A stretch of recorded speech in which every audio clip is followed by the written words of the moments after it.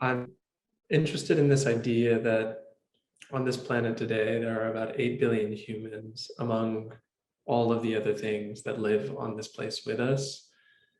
And through some mix of psychology, ideology, all of these kinds of things, we construct different civilizations or communities, places, cities. And I think in some sense, the world that we occupy, like on a Zoom call talking about art, it's a very metropolitan, cosmopolitan idea. And it's very specific to a general population of the planet. And so I'm trying to wrestle with all of those things and figure out, what is the purpose of creating work? Am I creating work for us, or am I creating work for people who exist outside of that structure, outside of our community? And the basis of my work began in street art. That's where all of my interest came. So growing up in Houston, I was always seeing street art. There's a pretty, I think, big street art scene here. And so I was quickly drawn to that as a teenager, started making stickers and doing that kind of thing. And then with time and maturity, my interest evolved. But I've always been fixated on this idea of how to take art out of a museum, out of a gallery, out of that echo chamber of culture, and put it into and confront people with artwork when they least expect it. In the basic sense, when we go into an art space, in the space of art, but when the art goes into the public, the art is going into the space of the people. And I really like that public space. That's where I imagine that my work would exist in a longer, more sustainable sense. As of now, though, I'm like very young, and the work that I've made has not necessarily caught up to where I am intellectually. It's like my intellectual growth is exponential, and my level of output is like, it's as much as I can produce within a given set of time. But yeah, that's how I'm wondering how to explore this human condition in my work. My interest in working with the human figure probably stems from a response to some kind of perceived suppression of the body.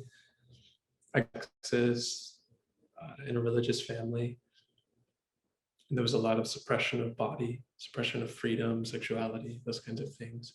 And then in wider culture of the United States, I think the body, it's either like conceal it or objectify it and turn it into a sellable, like, sex object.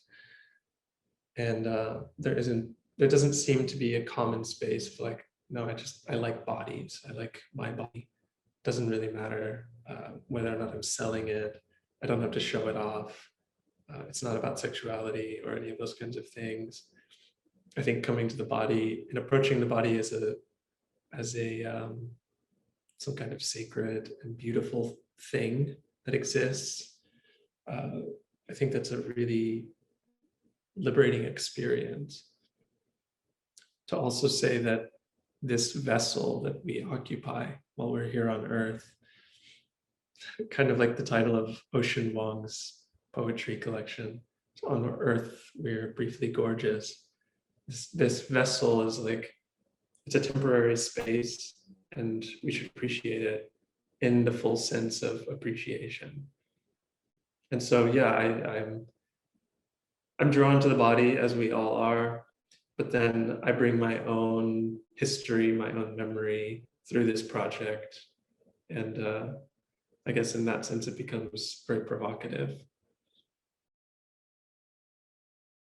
Variable embrace, the name stems from, I guess, just this idea of the variation of bodies, the variation of what we can embrace, or perhaps just the expanse of what there is to embrace. And I think in some sense, that's what variable is attempting to do, is challenge this idea of what is acceptable as a form of intimacy or vulnerability, especially when it comes to this idea of like masculinity or being men. I think in wide conversation or in popular conversation right now, with gender and sexuality and all of these kinds of things, it's very easy to move beyond this idea of binary gender or cisgender or any of those kinds of things. I identify as, I guess, cisgender gay man.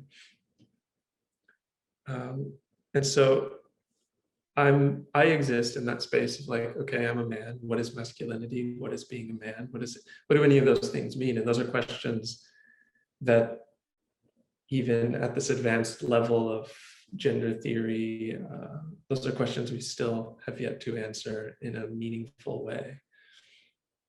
And perhaps that's a bit of the space that I'm occupying with that narrative as well.